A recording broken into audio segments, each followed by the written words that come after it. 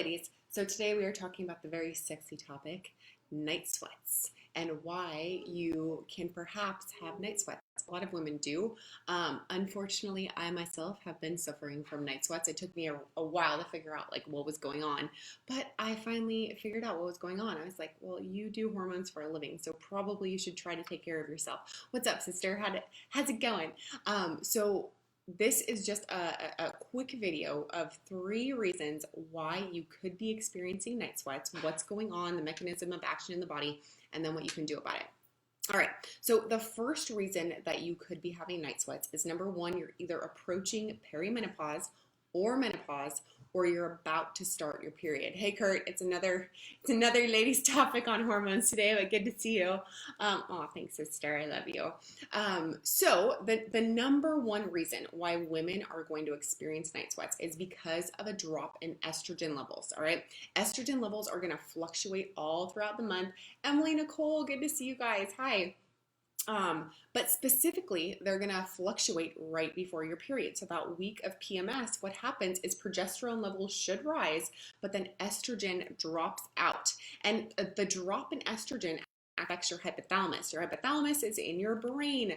Your hypothalamus controls your body's thermostat, your internal temperature. So when estrogen levels decrease, the hypothalamus gets a little confused and it starts anticipating different temperature changes in the body, and it goes a little bit wonky. So even when you're not actually, hot, it's going to get you sweaty. The hypothalamus is going to tell your body, you need to sweat to cool off the body, even if you're not actually hot, right? So if your estrogen levels are dropping out either the week before your period, or if you're approaching perimenopause or you're in menopause, again, those estrogen levels are going to be low. That's what's causing your night sweats. One of the reasons that is causing your night sweats, but truly it's dysregulated estrogen that really is the preeminent reason as to why you are probably experiencing those night sweats. I'm having an increased number of people ask me about night sweats during quarantine, which I think is really interesting. And if you guys remember that really, weird article I posted earlier, I think on Saturday morning, where we looked at, not we as in collective, like I, but researchers looked at primates in captivity. They actually called it quarantine, and it took 5 to 6 cycles of menstrual cycles for these primates to get their hormones back in order, to have their cycles back in order. So it's really confusing to the body to be in quarantine, if we're looking at that example. And so women's estrogen and progesterone levels, which are, necessary to be in. Hey, Kristen, it's really necessary, for estrogen and progesterone levels to be in balance to have a normal cycle. When you're not having a normal cycle because you are in quarantine, that's going to start to affect your estrogen levels and therefore your night sweats. All right, so what do you do about that? The first thing you can do is obviously get your hormones tested. We've talked about this ad nauseum. You can get your hormones tested from your OBGYN, your regular general practitioner. You can test your hormones online by yourself.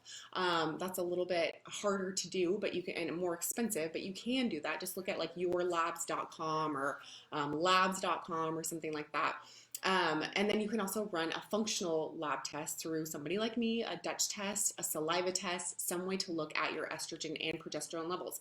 As we've talked about before, it's really hard to measure your estrogen with a blood test because, like we've talked about, estrogen is bound up in your fat tissue. So it is not readily available in blood serum because it's stored in the body. So that's why we need to look at symptoms of high and low estrogen instead of just blood levels of estrogen, and why you should never, ever go on hormone replacement therapy, especially synthetic estrogen, based on blood test alone.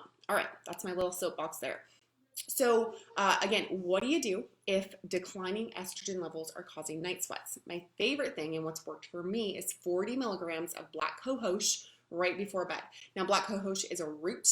It will gently raise estrogen levels in the body because it is a phytoestrogen, so your body recognizes it as an estrogen, but it's very gentle and it's bioidentical and it's plant-based and it's not a synthetic estrogen like Premarin.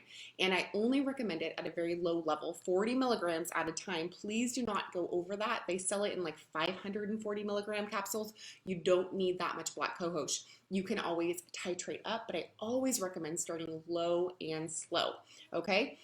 So 40 milligrams of black cohosh before bed if you are experiencing night sweats. If you want my preferred recommendation, you can always DM me and I can get you a recommendation for supplements, but any brand is probably fine, all right? 40 milligrams. So that's reason number one.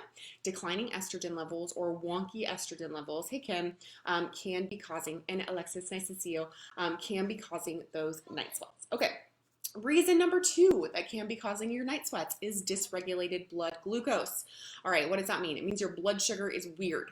If you are constantly dieting, if you are constantly overeating, if you are, binging and restricting, if you are eating processed foods all the time, if you're eating fast foods all the time, if you, are just, your diet isn't optimal, where you're not eating sufficient amounts of protein, sufficient amounts of fruits and vegetables, plenty of water, and then also doing things like, getting your outside time, getting your rest, getting plenty of sleep.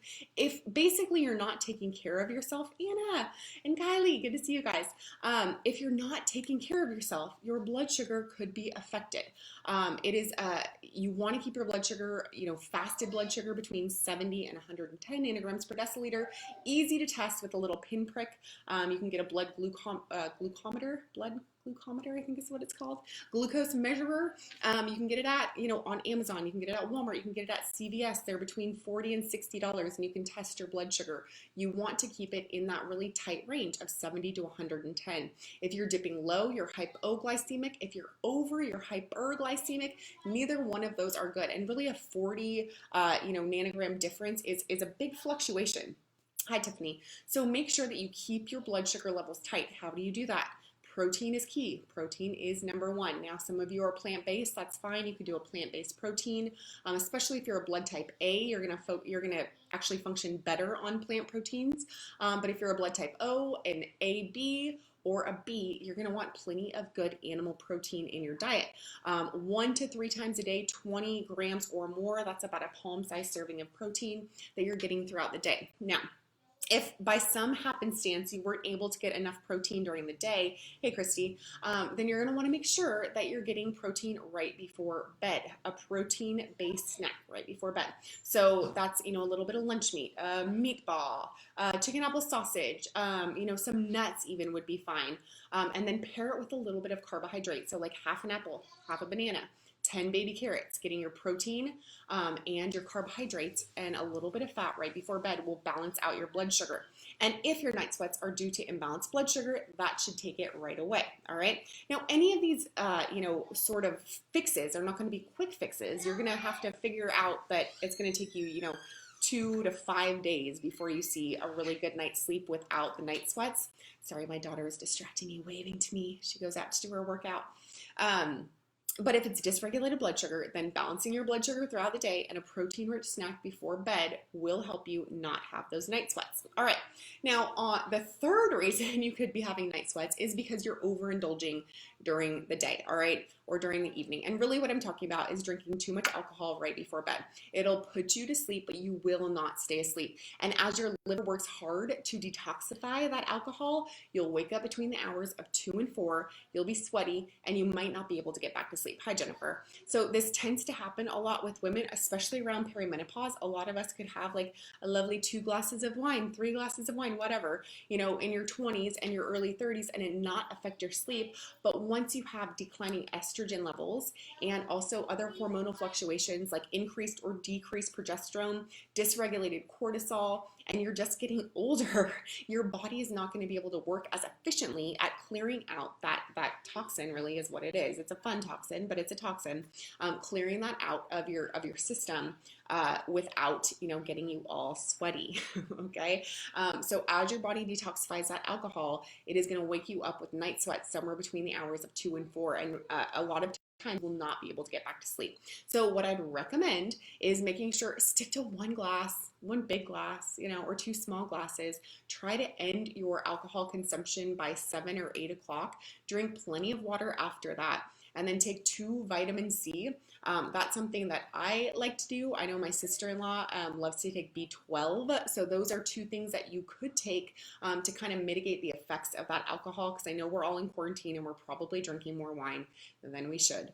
All right. One caveat I will have with B12 is it is an energizing supplement. So if you take too much B12, you might not be able to get to sleep. So start with just a teeny tiny bit, 500 micrograms or zero point 0.5 grams or zero point 0.5 milligrams, sorry, 500 micrograms or zero point 0.5 milligrams would be a reasonable amount of B12. You can also take a little bit of B6. That's not energizing. That's actually more relaxing. So it helps you get to sleep. It also really helps your mood if you tend to be a little irritable the day after drinking and then getting up in the middle of the night with night sweats. Okay. Hey, Nicole.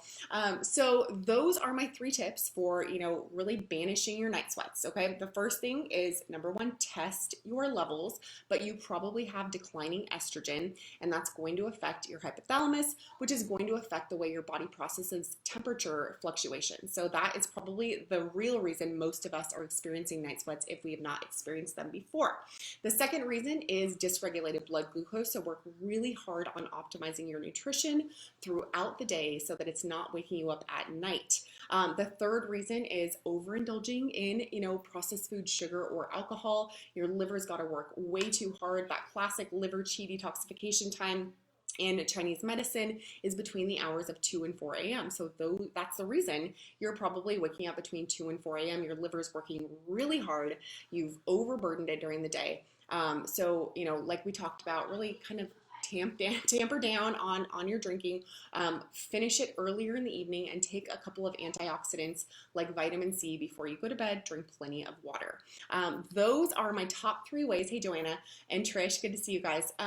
To really banish those night sweats. If you're having day sweats, also that's another issue. Then we get into maybe the thyroid, or we get into something else going on with the brain. So day sweats and hot flashes, are probably more of a menopausal issue or a thyroid issue. But if we're just talking about night sweats, then these 3 tips should really help you banish those night sweats if you're experiencing them or if someone you love is experiencing them. And if that is the case, please pass this video along to somebody it could help. I will be back tomorrow with another helpful tip as we work on our health in quarantine. Thanks for joining me today, and have a wonderful afternoon. Bye, everybody.